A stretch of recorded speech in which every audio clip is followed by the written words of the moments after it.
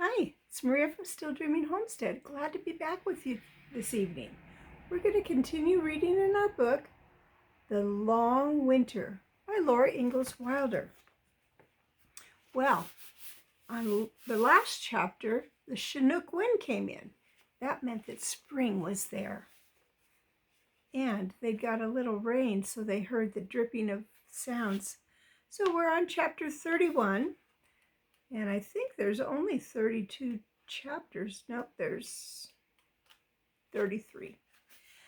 So just 3 chapters counting this one. Waiting for the train. We've got to wait for the train, Pa said. We can't move to the claim till it comes. Tightly as he had nailed and battened the tar paper to the shanty, blizzard winds had tore it loose and whipped it to shreds, letting in snow at the sides and the roof. And now the spring rains were beating in through the cracks. The shanty must be repaired before anyone could live in it, and Pa could not repair it until the train came. For there was no tar paper in the lumber yard. The snow had all disappeared now from the prairie. In its place, soft green grass was growing. All the sloughs brimmed with water that had run into them from the deep snow melt. Big Slough had spread until it was part of Silver Lake, and Pa must drive miles around it to reach the homestead from the south. One day, Mr. Bose came walking into town. He explained that he could not drive in because much of the road was underwater. He had walked the railroad track on the long fill that crossed the slough. Mrs. Bose was well, he told them. She had not come with him because of the slough lake spreading everywhere. He had not known whether he could reach town by the railroad track. He promised that Mrs. Bose would walk in with him one day soon. One afternoon, Mary Power came, and she and Laura took Mary walking on the high prairie west of town. It was so long since Laura had seen Mary Power, they felt like strangers again, beginning to get acquainted. All over the softly green prairie, the sloughs were a broken network of water, reflecting the warm blue sky. Wild geese and ducks were flying high overhead, their clamoring calls coming faintly down. None of them stopped at Silver Lake. They were hurrying late to their nesting grounds in the north. Soft spring rains fell all day from the harmless gray skies and swelled still wider the brimming sloughs. Days of sunshine came and then rain again. The feed store was locked and vacant. The Wilder boys had hauled the seed wheat through the slough north of town to their claims. Pa said that they were sowing the wheat in their big fields. And still the train did not come. Day after day, Laura and Mary and Carrie took turns at the endless grind at the coffee mill. And morning and evening, they ate coarse brown bread. The wheat was low in the sack now, and the train still had not come. The blizzard winds had blown earth from the fields where the sod was broken, and had mixed it with snow packed in so tightly that the railroad cuts that the snowplows could not even move it. The icy snow could not melt because the earth mixed with it. That kind of insulated it. And men with picks were digging it out inch by inch. It was slow work because there were many big cuts that they must dig down 20 feet to the steel rails. Now, I'm 5 foot tall, so that would be like 3 more people the same size as me all standing on my head. That's really far to be digging. April went by slowly.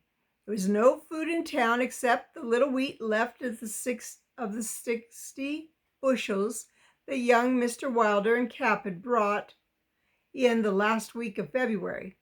Every day, Ma made a smaller loaf, and still the train did not come. Could something be hauled in, Charles? Ma asked. We've talked that over, Carolyn. None of us see how, Pa answered. He was tired from working all day with a pick. The men from town were digging away at the cut to the west for the stranded work train to go on to Huron before the freight train could come on the single track. There's no way to get a team and wagon out to the east, Pa said. All the roads are underwater. The sloughs are lakes in every direction, and even the uplands, on the uplands, a wagon would mire down in the mud, get stuck in the mud.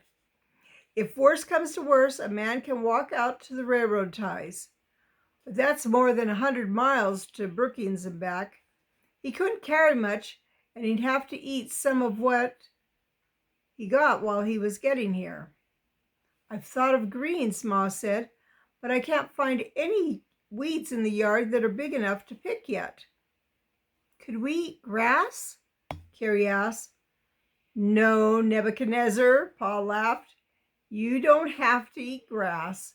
The work crews at Tracy are more than halfway through the big cut already. They ought to get that train here inside of a week. We can make the wheat last that long, said Ma. But I wish you wouldn't work so hard, Charles. Pa's hands were shaking. He was very tired from working all day with pick and shovel, and he said that a good night's sleep was all he needed. The main thing is to get the cut clear, he said. On the last day of April, the work train went through to Huron. It seemed to wake the whole town up to hear the train whistle again and see the smoke up in the sky. Puffing and steaming and clanging its bell, it stopped at the depot, then pulled out, whistling loud and clear again. It was only a passing train that brought nothing, but a freight train was coming tomorrow. In the morning, Laura woke thinking, the train is coming. The sun was shining brightly. She had overslept, and Ma had not called her. She jumped out of bed and hurried to dress. Wait for me, Laura, Mary begged. Don't be in such a hurry. I can't find my stockings. Laura looked for them. Here they are. I'm sorry. I pushed them out of the way when I jumped out of bed. Now hurry. Come on, Grace. When will it get here? Carrie asked breathlessly. Any minute. Nobody knows when, Laura answered. And she ran downstairs singing. If you're waking me, call me early. Call me early, mother dear. If you're waking, please call me early. Call me early, mother dear. Pa was at the table. He looked up and laughed at her. Well, Flutterbudget, you must be the Queen of May, are you? And late to breakfast? Ma didn't call me, Laura made the excuse. I didn't need help to cook this little bit of breakfast, Ma said. Only one biscuit apiece, and small ones at that. It took the last of the wheat to make them. I don't even want one, Laura said. The rest of you can divide mine. I won't be hungry till the train comes in. You will eat your share, Pa told her. Then we'll all wait for the train to bring more. They were all merry over the biscuits. Ma said that Pa must have the biggest one. When Pa agreed to that, he insisted that Ma take the next size. Mary, of course, was next. Then there was some doubt about Laura and Carrie. They had to have the two most nearly alike, and the smallest one was for Grace. I thought I made them all the same size, Ma protested. Trust a Scotchwoman to manage, Pa teased her. You not only made the wheat come out even with the very last meal before the train comes, but you made the biscuits in size to fit all 6 of us. It is a wonder how evenly it comes out, Ma admitted. You're a wonder, Carolyn, Pa smiled at her. He got up and put on his hat. "I feel good," he declared. "We really got winter licked now, with the last of the blizzards thrown out of the cuts and the train coming in." Ma left the doors open that morning to let in the spring air, moist from the sloughs. The house was fresh and fragrant. The sun was shining, and the town astir with men going towards the depot. Clear and long across the prairie, the train's whistle sounded, and Laura and Carrie ran to the kitchen window. Ma and Grace came too. They saw the smoke from the smokestack rolling black against the sky. Then, puffing and chuffing, the engine came hauling the line of freight cars toward the depot. And this is kind of what it looks like.